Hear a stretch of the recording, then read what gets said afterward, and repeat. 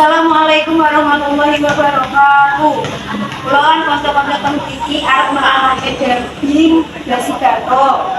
Perkenalke aku Ibu Nurletiani merangke Monica lan koncoku merangke Kula Raditya Arya Saputra jadi Pak Supir. Kula Anissa Nurita Deni merangke Teradi kalian Pak. Kula Putri Esti Pratama merangke Serena. Kula sama Pak Dula merangke Candika. Kula Rizky merangke Ratana. Selamat menyaksikan.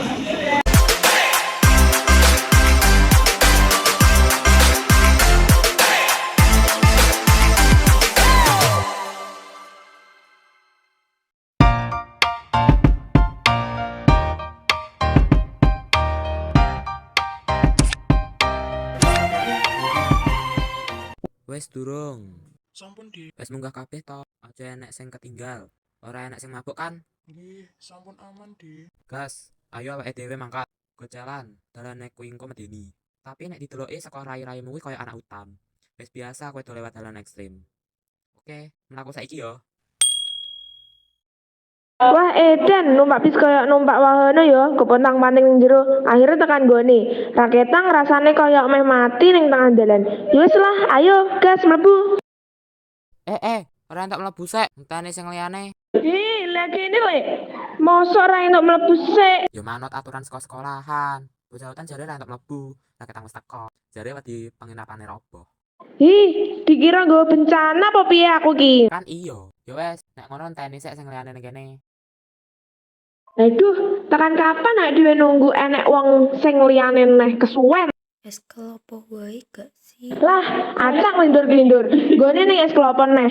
Aku lagi bahas wong sing suwe teko, kok teko-teko kaya es kelapa toh piye?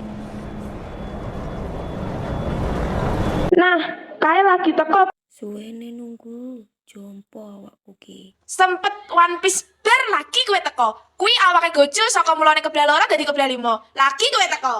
Loh, kok kowe teko DC? Iya suwe lah awake dhewe tekan kene, ndek mau. Emang kowe lewat ngendi toh? Kok suwe men tekone? Ya lewat dalan biasa lah, lewat kota. Emang kowe udah lewat ngendi? Kene mau lewat jurang. Masa lewat jurang? Mau kan kene mae boro. Kuwi kowe mimpi mon. Ayo kabeh cepet-cepet kumpul ning kene sik. Barang-barangnya digawa kabeh ya. Aja sampe ana sing ketinggalan ning bis. Mon, kuwi gawa dhewe barangmu. Ruwet tenan wi. Aku mudhun saka bis gawa barangmu. Kowe turu. Wis teko kabeh ya. Barang-barangnya iso digawa mlebu, tapi enteni ning lobi sik. Karo ngurus pembagian kunci kamar. Ser, ojo lali tolong gawake banyu galonku yo. Aku arep dikok kunci kamar. Ya iyalah Tuan Putri, meneh galone 3 biji. Iki ora pengerten. Kene bentak wangi. Ora usah, iso dhewe. Asli ora ana kapoke wong iki. Pengen tak jotos ping pira meneh. Ser, galonku yo, ojo lali. Iya, iki lho tak gawokne. Kene ben aku wae. Gak usah, aku iso dhewe. Aduh, kesele nggo beban urip apa tipe. Muga-muga ana pangeran sing nulungi aku lho. Astagfirullah, ning endi lungane wong-wong? Apa iki takdirku kanggo dhewean lan ditinggalke? Kuncana. Kuncana yo. Kuncana. Kuncana. Monica, aku pengen ngomong delok. Kene. Sopo kanca sekamare Serena. Oh, aku sing sekamar karo Serena. Aku njaluk tulung ya karo kowe. Nek ndi bareng terus yo. Nak wonge mlaku dhewean kudu ono sing ngancam. Aman, awake dhewe emang sering bareng terus. Dudu kuwi masalahe. Iki serius pokoke. Aja sampe Serena dhewean. Oke, nek ngono aku entuk reti pora. Memang gini Kene yo. kuwi pesanku. Awake dhewe patang dino neng njaba omah.